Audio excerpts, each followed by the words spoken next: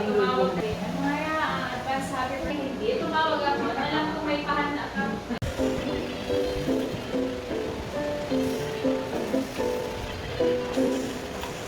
Happy birthday! Happy birthday!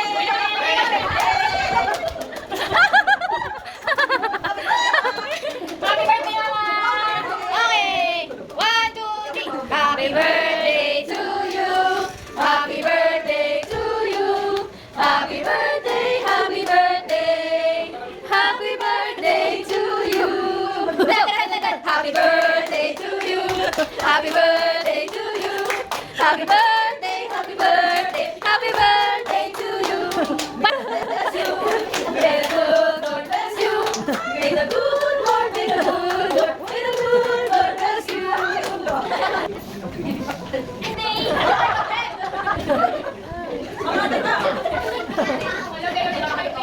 Ate Ting, walang sound. Ate Ting, walang sound. Walang sound.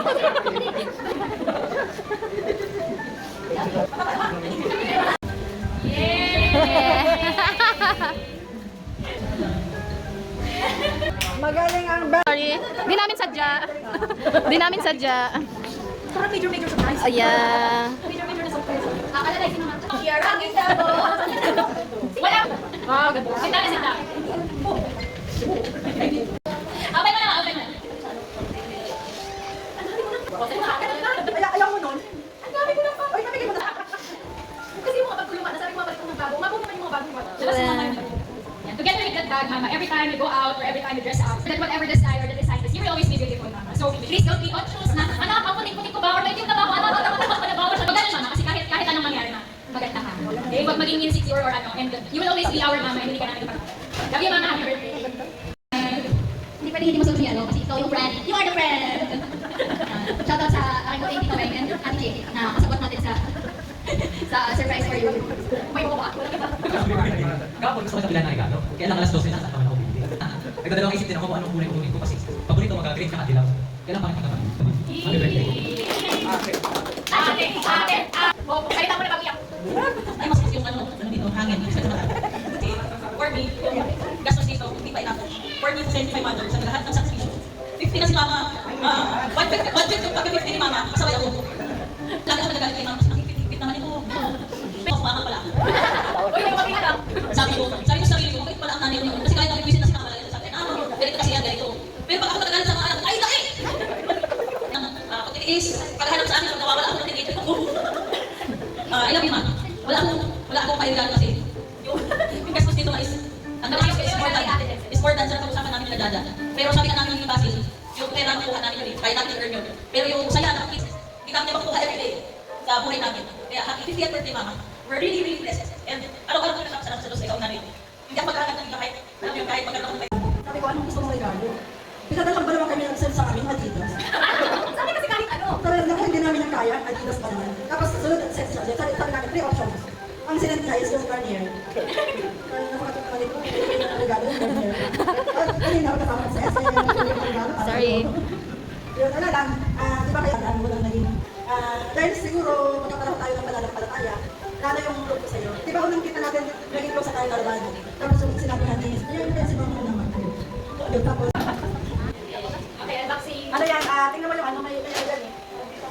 Gift na lang yung Wow! Kasya ba yan sa'yo? Magkamatali na po yan. Pag hindi po sa akin, may mapupunta. Ano yung rose na kulas? Yan, medyo. Kulay man ba? Yung white kasi masyadong malaki. Wow! Okay. Hoy, bawal na kami. Pero na ako, meron din dyan tayong pagkakas sa gano'n. Thank you po. Thank you po sa gift. Ayun sa akin. Ito pala, nagkakalap siya ng punctures. So, lalagay siya sa akin, hindi mo ko na kaya. So, naunang naging close yung mga anak namin. Sumunod na lang kami. And then, sila yung maling yung maraming sinasabi mga nito. Pinakakas natin. Okay, parang, ano lang, kanina lang yung naman ako, alas yung iinabi. Sabi ko, parang mga anak ako namin. Sabi ko, parang malata na kasi hindi ko nalupan sa sabi ko sa tao. Pero alam kasi nga, kung saan dito, dito na ako gumawa. So, kung okay, ano, sa kanila, ay papunta pala siya sa house there. Kaya, sumakay ako, wala kang naging. Sabi ko, bibigyan mo mag kasama ko naman, nakahirap. Kaya, sabi ko, eto, napapakita talaga ako sa isa. Kaya, ano, so, kapalabay ng gano'n. Kasi nung wala na kami magawa, sabi niya,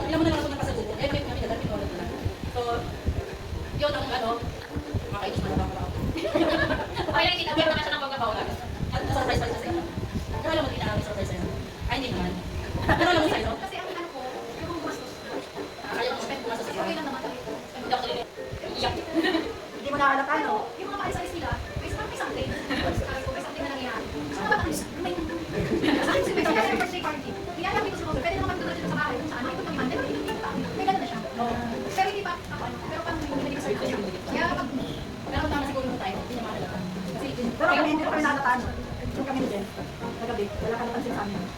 Pero, meron din. Ay, nag-resign na ako something. Pero hindi pa man ako, hindi pa lang ako. Ayaw niya kung ano, ayaw niya kung post mo. Pagpasok na nakita ko na doon si Jaja. Ayun. Jaja mo na dito sa tabi. Wala na tayong Jollibee. Punta si Ari, nakita ko, yung anak ko nasa Manila. Nag-teleport pa. Bumati ng Ate Helen sa messenger, andiyan sa tabi. Si Ate Lilia bumati. Niyalala ka pa naman natin ni Day. Kami ko nga sa kanya, nakaya ka, nahiya ko sa kanya. Siyempre, una po ano, saan ka sa mabuhay? Kaya mo kung kukuha niya. Ano wala. Pero, ang inisip ko sila, pero mas hindi lang pa. Kasi sa lagi, sa iyo, siling ako na naman ako. Pero honestly, kung hindi naman talaga ako, sabi ko rin kaya makakain ng galing araw. Sabi ko ngayon, kapag mas ako magpapaamin lalaka. Yung lang sana, hindi talaga ako nag-ano na mag-spend pa sila. Kasi, yung ano ba ginang buhay na kumita ng pera, pero ayun ko sa effort na hindi mo inisip yung, mas inisip yung mararamdaman kong bigaya sa ginawa ko kaysa dun sa may spend nyo kung mawawala sa inyo. Yeah, it's not kawala. Ang Lord naman ang magbabalik ng sa inyo kasi God knows kung gaano kong papasalamat. Pero kanina, yung tatay nila kachat ko kagabi. Ay kanina madaling araw, nagpupusta na siya kung ate, pasalamat na, kachat ko siya. Pero ganun lang naman. So sinabi ko nga na parang kung nagpupusta, wala niya nakapagkakat niya sa labas. Yung ganun lang na sabi ko, sinend ko nga yung picture sa kanya ito na grateful ako. Sabi ko na kahit ganito yung sitwasyon ko na yung galak, yung joy na galing sa Lord, sabi ko yung nararamdaman sa yung pasasalamat sa Lord na hindi makakantayin kahit ano pang masaya. Kasi despite ba na lahat na nangyari sa buhay ko, yung hardship na yung anak ko lang, may ilan sa iyo na. So, in-instance ko yun, testimony ako, alam mo kung yung ibang mga iba ako na mga pinagdaan sa buhay. Pero sa kabila ng yung kabutihan ba, yung katapatan ng gusto. Yung pinaranasan sa amin, lalo na sa mga. Kasi ako, makita ko maayos, yung mga anak yung mga ako, okay na rin ako, yung may ligaya ko na, makita ko sila busog, parang busog na rin ako, makita ko sila masaya na rin ako. Yung ganun ba, yung namin puso na namin. At pag nakano sila nahihirapan, pag nalalaman ko si aming budget, yung pala ko dun sa amahan doon. Sabi si Janine, yung binigyan na ganyan, kailangan yung mga ganun si Janine. Yung ganun lang na. Masasabi ko kung ano, kung at the age of 50, simulan mo nakaano ako sa DCI, kasi wala mo church, nabago. Parang yung, kung nakita mo naman yung emotions ko na rin, nakita niyo ako na, mga katak na, ang laki mo, yung pagbabago. At yung interest ko sa word, ano ni Abby, sabi niya sa binata, kaya ba yung ganito ko ba? Ang laki mo kung ginawa, hindi ko rin parang yung turnaround, 360 degrees. How I desire na, nag-desire ko more power. Na kung, paano ko ba gawin mo? Paano ba ako humawak yung sa ways mo? Na masusunod ko yung pag-uwan. Kasi, after ba, nung 10 years of wondering na, wala ako sa church, parang wala akong trabaho, stagnan ng buhay. Pero hindi nag-ando. Talagang siya yung nag-relate ng way para ibalik ako doon sa church. At hindi lang yun, ilagay niya ako sa, actually, dahil ako akong worship leader. Pero, years, ano na, ilang taon na, siguro mga isang dekada, na, dahil akong worship leader. Pero, nung dumaan na ako sa depression, yung naano ako ng doctor na, psychiatrist, nagsasahan ko ng mga gamot, pero hindi ko inalay. After ko nun kasi, yung self-esteem ko talaga, sumadsad. Yung self-confidence ko, parang nakikita niyo wala bagang sa loob ng harap. Parang hilap ko sa stage, tao. Yung kumakanta ko sa stage, ay sa altar, nakayuko pa ako. Pero ngayon, sabi nga nung asawa ni Pastor Taban, sabi niya, na-enjoy ko na daw yung pagkanta sa harapan. Kasi sabi ko, ramdam ko rin na yung pagbabago. Saka yung mga atak na kaya ko na siyang handle, kaya ko na siyang danhin, hindi tulad ng dati, na gusto kong magbasag ng ano, pag may ganun akong atake. Ako bang kinikip ko na lang sa sarili ko. Na hindi alam yung mga anak ko sa nagbatis. Hindi alam yung mga anak ko na nagbatis sa anxiety attack. Severe, pati natapos sa aking depression, hindi nila yun. So may gamot si ate nakita na ako, pero lalo akong bungaw. Sabi ko ayoko dito. Parang mas lalo akong groggy, compared sa wala akong iniinom, mas okay ako walang gamot.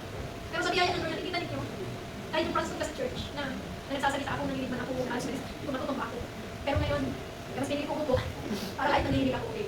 Pero ngayon, ito ako sa inyong harapan, kahit nag-small circle lang, yung nervous ko, yung ano ko, ganun, mga atake. Pero praise God kasi nakapagsalita ko kahit yung ibang tao. Praise God kasi, ramdam ko na meron ng changes. Na malaki na yung pagbabago.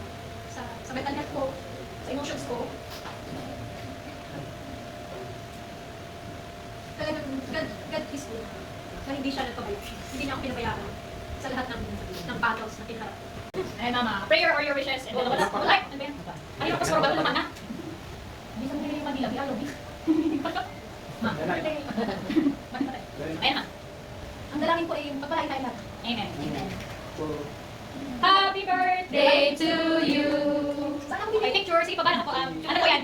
Bayad na po yan lahat ng photographer. Okay na, sige na. Blogger. Blogger. Blogger ka ba? Parang wala. Meron. Makita kita